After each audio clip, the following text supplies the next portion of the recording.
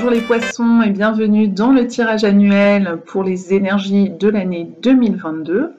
Alors, votre tirage, on va partir directement sur l'aspect spiritualité, vitalité, parce que c'est le premier que j'ai sorti et que je trouve qu'ensuite, plus j'avançais, plus j'avais des explications et des compréhensions. J'espère que pour vous, ce sera pareil.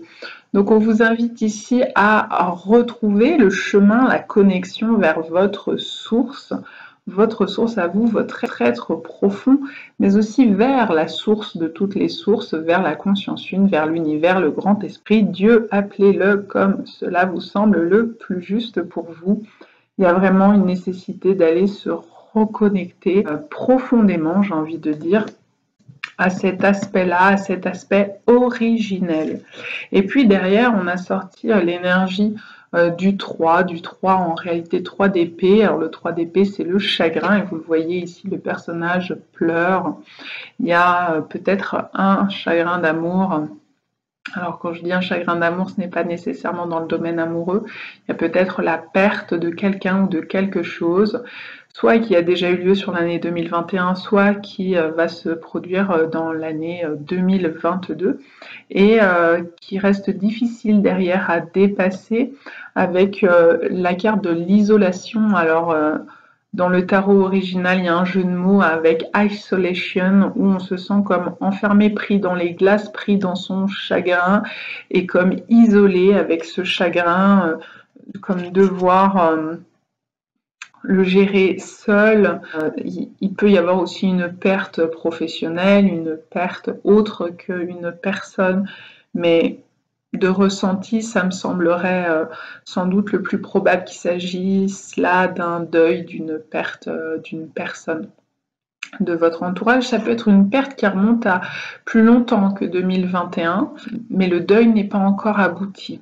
Le deuil n'est pas terminé et ça impacte encore votre vie. Ensuite, du coup, on vient vous dire que pour réussir à sortir de ce deuil ou à comprendre, à remettre du sens sur cette perte, eh bien, il s'agit vraiment d'aller se reconnecter à la source, de comprendre que finalement, malgré tout le chagrin que peut laisser une perte, la personne n'est pas tout à fait pleinement partie. Elle a plutôt changé d'état et donc elle est là quelque part. Peut-être veille-t-elle sur vous et trouver, remettre du sens, remettre du lien peut-être aussi pour vous aider à aboutir le deuil en termes d'aspect terrestre et trouver plus de paix dans votre cœur plutôt que de vous enfermer dans un chagrin, dans un silence, dans une détresse ou un sentiment d'être isolé. Peut-être que ça peut être une perte qui ne passe pas par une mort, mais par une séparation avec une personne. Ça peut être pas nécessairement une séparation amoureuse, mais c'est possible.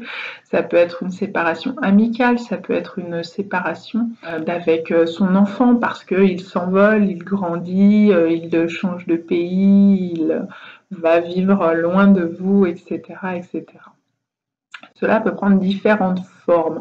Et derrière, bien le conseil, parce que l'énergie de sortie renversée, c'est l'introspection, mais vous semblez plutôt réfractaire ou résistante à faire œuvre d'introspection à ce sujet. Trop de voix derrière vous dans ce mental qui parle, trop de choses qui se jouent à l'intérieur de vous, qui demanderaient à être peut-être partagées avec un thérapeute ou qui demanderaient à être partagées aussi, pourquoi pas avec des amis, mais là on est vraiment sur de l'introspection, donc plutôt un aspect thérapeutique qui serait nécessaire pour sortir de tout ça, pour pouvoir se libérer de certaines lourdeurs ou fardeaux émotionnels, de peur, de blessures, ce genre de choses. Peut-être aussi des émotions refoulées qui vont remonter à la surface suite à, à ce chagrin qui est là. Donc probablement il y a quand même des pleurs qui s'annoncent parce que de l'eau, il en coule ici. Et on est sur du 4 d'eau.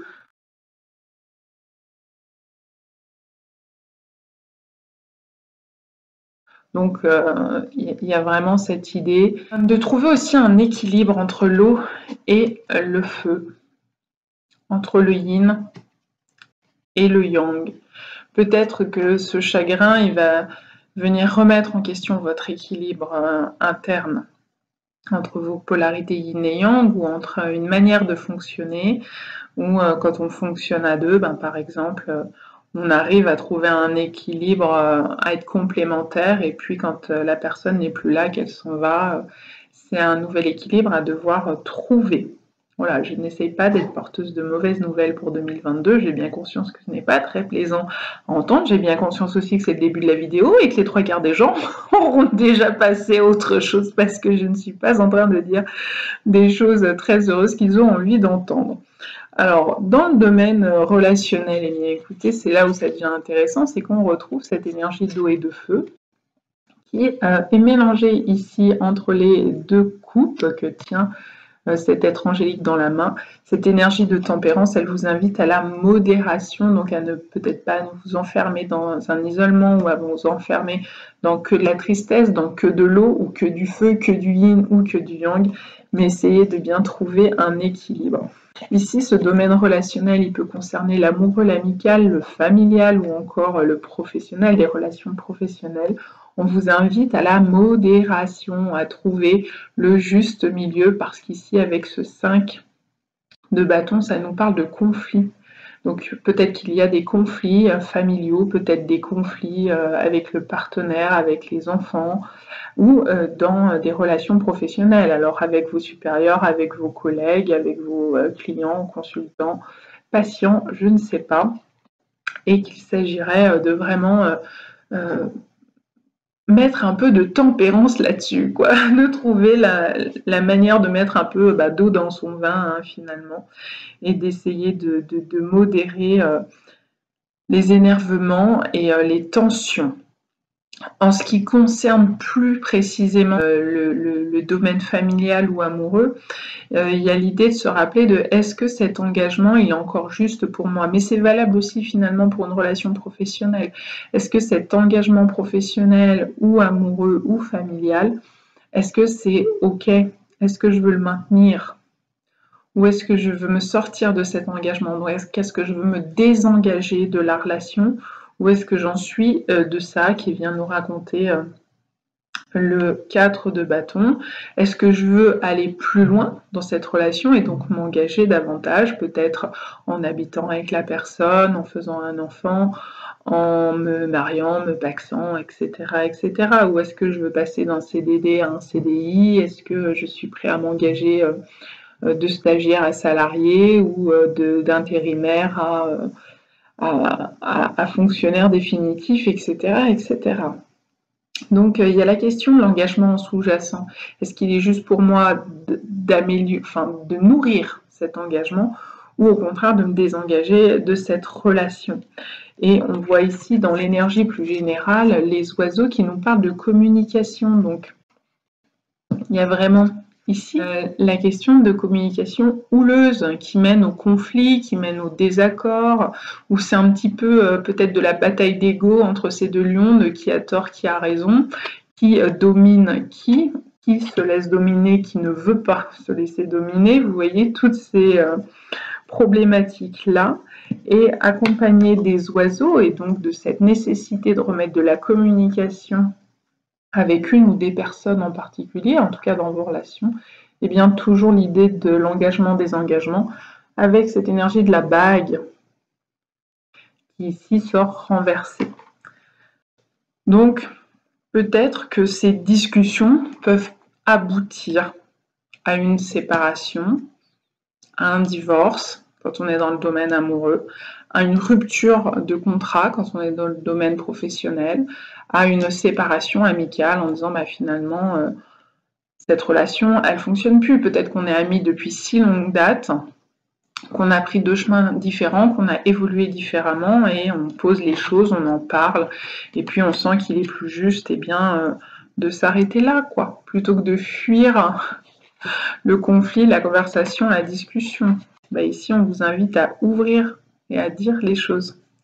Voilà, ça ne veut pas dire les dire et s'énerver, être en colère, ça veut juste les dire, les verbaliser, les exprimer, ne pas refouler, garder à l'intérieur de soi, puis entendre toutes ces petites voix qui nous envahissent. Dans le domaine professionnel, alors dans le domaine professionnel, c'est assez intéressant parce que du 1, j'ai du 1, j'ai du 1, j'ai du 1, j'ai du 1, donc il y a du renouveau, du renouveau, du renouveau. Il y a du 6 aussi avec ce 6 d'épée qui nous dit, ben, je vais vers un nouvel avenir, vers de nouveaux horizons, je m'en vais. Je laisse derrière moi quelque chose de ma vie professionnelle ou de mon absence de vie professionnelle. Ceux qui n'ont pas d'emploi, eh bien peut-être la page, même certainement, la page se tourne et vous allez retrouver un nouvel emploi, peut-être pouvoir le trouver dans une autre branche parce qu'il y a peut-être un changement de cap qui se fait ici. Donc ça peut être un renouveau sur le plan professionnel. Je ne travaillais plus, je vais de nouveau travailler. Je travaillais dans tel secteur d'activité, eh bien j'en change. J'ai démissionné, je retrouve du travail, etc., etc. Avec cet arcane majeur qui est le battleur et qu'on voit qui entame sa récolte. Donc il y a vraiment un nouveau cycle professionnel qui est tout à fait envisagé et envisageable. Alors j'ai dit qu'il y avait du nouveau très certainement, très probablement, parce qu'ici on a une énergie renversée et une énergie droite, mais ça reste des as, as de pentacle, as d'épée, qui vient rappeler que si vous voulez vraiment du neuf, il va falloir trancher avec le vieux, avec l'obsolète, avec ce qui ne marche plus, donc peut-être avec l'ancienne activité professionnelle, une bonne fois pour toutes, de trancher net, de trancher sec, de changer, voilà, on passe sur une rupture de contrat, on se désengage, on démissionne, on marque vraiment quelque chose qui dit non, qui dit stop, mais surtout ça pourrait être difficile pour vous de le faire. Par exemple, je pense notamment aux gens qui sont fonctionnaires, qui travaillent pour des communes, la fonction hospitalière, ce genre de choses. Normalement, c'est je mets des gros guillemets, normalement, un job à vie, une forme de sécurité de l'emploi garantie et qui peut rendre la décision difficile à prendre de démissionner parce qu'on sait ce qu'on perd et ce qu'on va retrouver derrière, c'est peut-être pas les mêmes garanties, donc peut-être qu'il y a des hésitations ou peut-être que certaines personnes vont se dire je vais quitter. Je donne un autre exemple, l'éducation nationale, donc le fonctionnariat, mais je veux rester enseignante et aller dans le privé. Donc vous voyez, je tranche sans trancher, c'est-à-dire je tranche sur la forme, mais je ne tranche pas sur le fond. Ça peut créer des distorsions, des hésitations. C'est possible, mais c'est peut-être ce qui peut expliquer cette énergie renversée qui dit que ce renouvellement, il n'est pas totalement entier, que la rupture, elle n'est pas totale pour certaines personnes. Peut-être aussi qu'il y a une sorte de rupture conventionnelle ou une sorte d'accord qui se tente d'être trouvé avec le patron, avec le chef de l'entreprise. Peut-être une mutation, on reste dans la même entreprise, mais on est muté dans un autre... sur un autre site d'activité, ce genre de choses. Avec l'as de denier, sur le plan financier, on peut quand même penser que ce renouvellement professionnel et aussi avec la gerbe de blé qu'on a là, il ne va pas vous couper d'une abondance financière. Donc si c'est ça qui vous inquiète, gardez le positif en vue. Ça ne semble pas être le plus ennuyeux, ça ne semble pas être le financier. La question matérielle n'est pas celle qui semble le plus ressortir. Donc on est vraiment sur formaliser, matérialiser ce nouveau départ professionnel qui va prendre forme durant l'année 2022. Peut-être qu'avec un as de denier qui ici c'est la déesse Fortuna qui a les yeux bandés parce que justement la fortune s'appuie sur le destin, la destinée, et un as d'épée qui normalement nous parle de clarté mais renversé nous dirait que ça manque de clarté, tout ça, dirait que pour vous ça reste flou, même s'il y a un nouveau départ professionnel, vous ne savez pas trop où, vous ne savez pas trop quand, vous ne savez pas trop comment.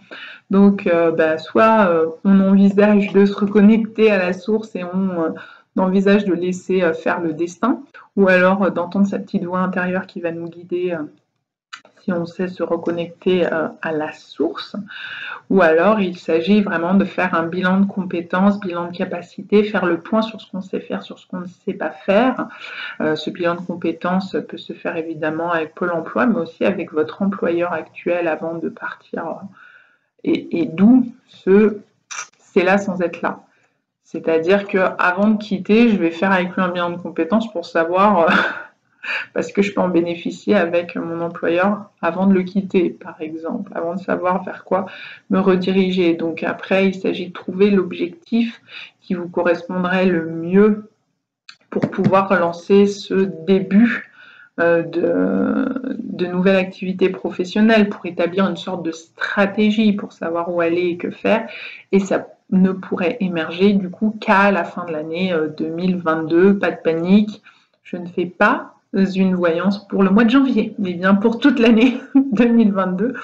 Donc, ne vous mettez pas la pression du temps et ne vous dites pas, mais non, c'est pas du tout, là, il n'y a rien qui se passe, j'ai pas de début, ça n'arrive pas. Mais ça va pouvoir arriver sans doute. En tout cas, vous avez lancé la machine, puisque là, comme on le voit, vous êtes parti. Vous laissez derrière vous, vous allez laisser derrière vous. Si ce n'est pas déjà fait dans les faits, c'est fait dans votre tête. Vous êtes déjà face à autre chose. Voilà. Donc, pas de panique. Ça va bien se passer en vous souhaitant, les poissons, un joyeux nouveau début de cycle, à minima, dans votre vie professionnelle. Et puis de trouver cette reconnexion ou cette connexion à votre source qui, je pense, vous aidera vraiment à trouver le nouveau cap de votre année 2022. À bientôt!